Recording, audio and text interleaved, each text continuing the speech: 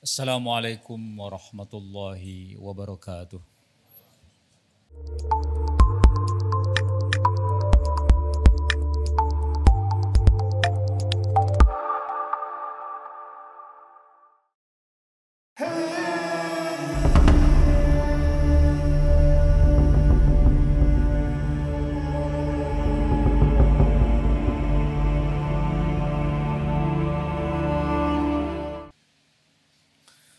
Innal hamdalillah nahmaduhu wa nasta'inuhu wa nastaghfiruh wa na'udzu billahi min syururi anfusina wa min sayyiati a'malina. May yahdihillahu fala mudilla lahu wa may yudlil fala hadiyalah. Asyhadu an la ilaha illallah wahdahu la syarikalah wa asyhadu anna Muhammadan abduhu wa rasuluh. Allahumma salli wa sallim ala sayyidina Muhammad wa ala alihi wa sahbihi ajma'in. Amma ba'du faya ayyuhal hadirun. Usikum wa iyaya bitaqwallah faqad fazal muttaqun. Qala Allah ta'ala fi kitabihil karim. Bismillahirrahmanirrahim. Ya ayyuhalladzina amanu taqullaha haqqa tuqatih. Wala tamutunna illa wa antum muslimun. Hadirin jemaah Jumat yang dirahmati Allah, yang pertama dan utama, mari kita kuatkan tekad semangat kita untuk senantiasa melaksanakan apa yang Allah perintahkan kepada kita untuk kita lakukan dan menjauhi apa yang dilarangnya, karena itu adalah potret dari ketakwaan kita kepadanya dengan mentaati perintah-perintah Allah dan menjauhi larangannya tersebut. Semoga kita menjadi hamba Allah yang bertakwa, hamba yang nanti ketika menghadap Allah berada dalam keadaan husnul khotimah. Salawat dan salam tak lupa pula kita haturkan kepada junjungan kita Nabiullah Muhammad sallallahu alaihi wasallam.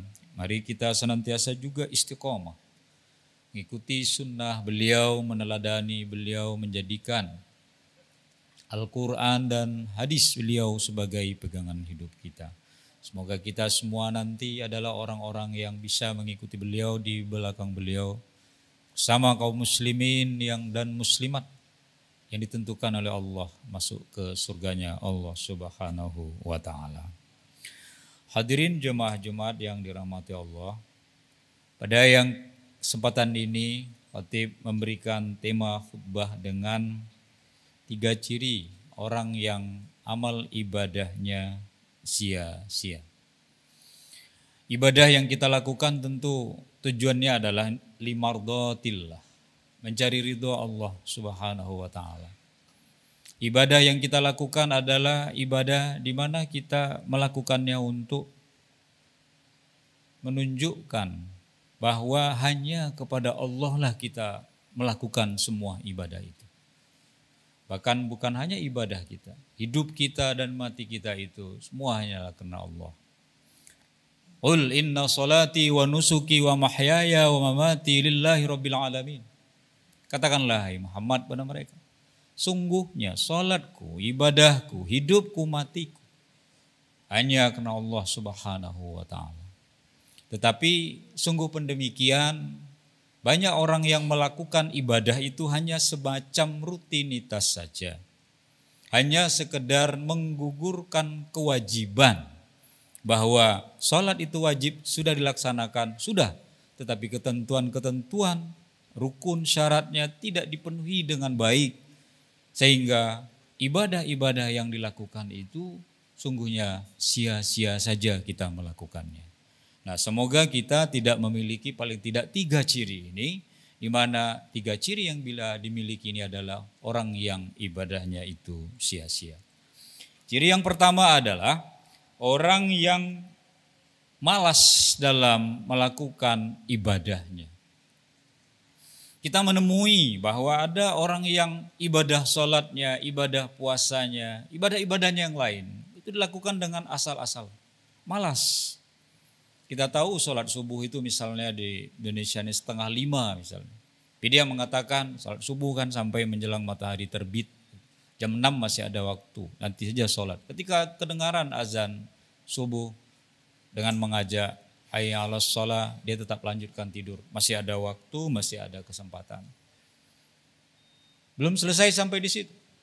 Muazin atau Bilal mengumandangkan, as-salatu khairum minan naum. Salat itu lebih baik daripada tidur. Tapi dia mengalahkan itu semua. Dia mengatakan bahwa tidur lebih baik daripada salatnya, sehingga lagi-lagi mengabaikan waktu salat yang mestinya dilakukan di awal waktu. Rasulullah sallallahu alaihi wasallam mengatakan, afdhalus shalah fi awwali waqtiha. Sebaik-baik salat itu adalah di awal waktu. Bila kita melaksanakan salat itu tidak di awal waktu, maka salat kita itu bukan salat yang baik. Apalagi kalau salat yang kita lakukan itu kadang salat, kadang tidak. Alasan lupa, alasan sibuk, sehingga kemalasan itulah yang membuat ia ibadahnya yang ia lakukan senantiasa menjadi ibadah yang sia-sia. Rasulullah SAW sangat menyayangi kita umatnya. Dalam hadis yang diriwayatkan oleh Abu Dawud disebutkan Rasulullah mengajarkan kita untuk berdoa agar jauh dari sifat malas ini.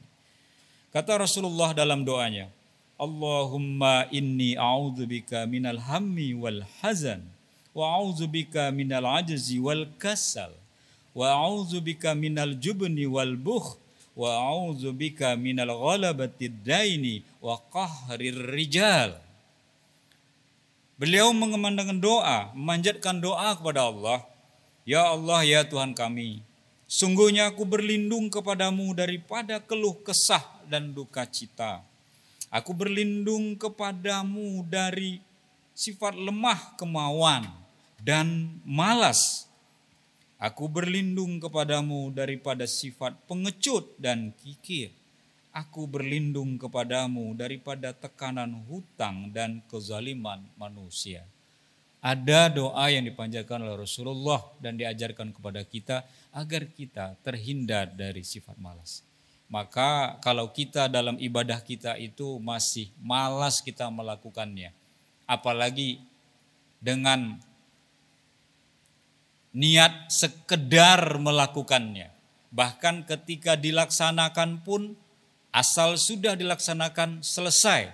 Misalnya dalam rukun sholat harus ada tumakninanya, tapi sholatnya hanya hitungan menit saja. 1 menit selesai, bahkan kurang 1 menit karena tidak ada tumakninanya. Padahal itu adalah bagian dari arkanus sholat atau rukun sholat. Maka marilah kita laksanakan ibadah kita dengan baik. Lakukan dengan kesungguhan hati. Lakukan dengan mencari ridha Allah Subhanahu wa taala dan hindarilah serta jauhilah sifat malas ini. Yang kedua, ciri orang yang ibadahnya sia-sia itu adalah orang yang tidak istiqomah dalam beribadah. Ada orang yang waktu-waktu tertentu dia bagus ibadahnya. Bisa kita lihat dalam minggu-minggu tertentu rajin dia ke masjid. Tapi kemudian dia menghilang, padahal bukan karena kesibukan. Tiba-tiba moodnya tidak baik, mudian. Ya, ini kalau orang mudian tuh seperti itu. Kadang-kadang dia malas saja. Kenapa tidak ke masjid? Ah, malas. Saya udah lama nggak baca Quran. Kenapa nggak baca Quran? Malas. Moodnya itu tiba-tiba nggak ada. Gitu. Padahal yang namanya ibadah itu kita harus istiqomah. Bahwa kita konsisten dalam melaksanakan ibadah itu adalah sesuatu yang harus kita miliki. Kalau kita rajin dalam ibadah kita, maka peganglah semangat rajinnya itu. Kalau kita rajin dalam ibadah-ibadah yang lain termasuk infak sodakoh kita, bersodakohlah kita, berinfaklah kita. Bukan persoalan banyak jumlahnya, tapi sesuai dengan kondisi keuangan kita. Kalau kita dalam keadaan banyak, uang kita agak banyak sodakoh kita. Kalau sedikit, sedikit juga infak kita.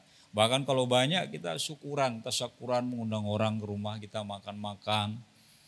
Mengundang orang nanti baca doa bersama untuk keselamatan keluarga kita dan keselamatan kita sama masyarakat. Itu baik. Sehingga kalau kita dalam beribadah itu tidak konsisten, maka itu merupakan ibadah yang tidak baik. Tetapi ibadah yang sia-sia. Bahkan bentuk dari inkonsistensi seseorang dalam ibadah itu bisa diwujudkan atau terlihat dalam kehidupannya. Ada orang yang tadinya rajin ke masjid, malah nggak pernah ke masjid. Ada orang yang tadinya sering baca Al-Quran, malah sekarang nggak pernah baca Al-Quran. Ada orang yang ikut pengajian rajin, tiba-tiba kemudian dia tidak mengikuti atau mau mengikuti pengajian lagi. Karena itulah Allah Subhanahu wa taala mengingatkan kita dalam surat Al-Ahqaf ayat 13. Allah katakan, innalladzina qalu rabbunallahu tsumma istaqamu fala khaufun 'alaihim wala hum yahzanun. Allah katakan, sesungguhnya orang-orang yang mengatakan Tuhan kami ialah Allah, kemudian mereka tetap istiqomah, maka tidak ada kekhawatiran terhadap mereka dan mereka tiada pula berduka cita. Kalau kita istiqomah, kalau kita konsisten dalam sikap kita, dalam ibadah kita, dalam kehidupan kita, maka sungguhnya itu adalah jaminan kesuksesan kita. Orang yang konsisten belajarnya itu akan sukses dalam studinya. Orang yang konsisten membacanya, menulisnya, dia akan sukses dalam studi. Tetapi sebaliknya orang yang menunggu mood dulu baru belajar, menunggu mood muncul dulu baru dia menulis, maka orang-orang yang seperti itu tentu tidak akan meraih kesuksesan di dalam hidupnya. Dan khususnya dalam ibadah, hindarilah sikap ini supaya ibadah yang kita lakukan itu tidak sia-sia. Lalu yang terakhir adalah orang yang tidak percaya diri. Orang yang tidak percaya diri ini adalah orang yang tidak memiliki bahwa harapan hidupnya itu saya tidak akan sukses, saya tidak akan bisa, padahal dia belum pernah mencoba. Begitu juga dalam ibadahnya, saya kirim doa, apakah sampai doa saya? Saya bersodako, apakah sodako saya ini mendapatkan pahala? Saya melaksanakan sholat, apakah sholat saya ini nanti mendapatkan kemanfaatan buat saya? Sehingga orang-orang yang seperti ini dalam ibadahnya yang terjadi kemudian adalah ketidakpercayaan diri. Dia tidak yakin dengan apa yang dilakukannya. Padahal Islam itu kekuatan utamanya adalah pada keyakinan. Kita tidak pernah melihat surga. Kita tidak pernah melihat neraka. Kita juga belum pernah masuk ke dalam kubur. Tetapi kita yakin akan ada azab kubur. Tapi karena yakin kita akan ada neraka dan surga itu, makanya kita mempersiapkan diri kita sebaik-baik mungkin dalam kehidupan kita. Karena di dalamnya ada kekuatan iman. Karena itulah dalam surah Ali Imran Allah mengingatkan kita, wala tahinu wala tahzanu wa antumul a'launa in kuntum mu'minin. Ali Imran ayat 139 ini menegaskan kepada kita semua, janganlah kamu merasa lemah, tidak yakin, tidak kuat, tidak mampu. Dan jangan pula kamu bersedih hati, padahal kamu paling tinggi derajatnya jika kamu orang-orang mukmin. Orang mukmin adalah orang yang memiliki derajat yang tinggi, memiliki keyakinan yang teguh, memiliki kemampuan yang ia bisa lakukan sungguhnya ketika ia berusaha untuk melakukannya. Maka dari sekarang marilah kita mencoba memotivasi diri kita bahwa apa yang kita lakukan itu senantiasa bermanfaat. Jangan sampai setiap tindakan kita, setiap ibadah yang kita lakukan, sudah kita lakukan, tapi ternyata hanya sia-sia belaka. Nauzubillahi min zalik. Moga ada manfaatnya. Barakallahu li wa lakum fil Qur'anil Karim wa nafa'ani wa iyyakum bima fihi minal ayati wa dzikril hakim wa taqabbala minni wa minkum tilawatahu innahu huwal ghafurur rahim.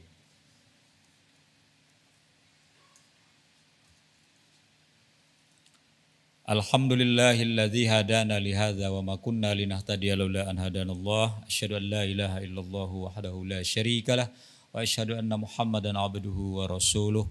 Qala Allah Ta'ala fi kitabihil karim. Bismillahirrahmanirrahim. Innallaha wa malaikatahu yusalluna 'alan nabi ya ayyuhalladzina amanu sallu 'alaihi wa sallimu taslima. Pada khutbah yang kedua ini marilah kita memohon bermunajat kepada Allah Subhanahu wa taala semoga doa yang kita mohonkan diijabahnya. Allahumma ighfir lil mu'minina wal mu'minat wal muslimina wal muslimat al ahya'i minhum wal amwat innaka sami'un qaribun mujibud da'wat wa ya qadiyal hajat. Rabbana hab lana min azwajina wa dzurriyyatina qurrata a'yun waj'alna lil muttaqina imama. Rabbana la tuzigh qulubana ba'da iz hadaitana wa hab lana min ladunka rahmah innaka antal wahhab. Rabbana zalamna anfusana wa illam taghfir lana wa tarhamna lanakunanna minal khasirin. Rabbana atina fid dunya hasanah wa fil akhirati hasanah wa qina adzabannar. Subhana rabbika rabbil izzati amma yasifun wa salamun alal mursalin walhamdulillahi rabbil alamin wa la zikrullahi akbar.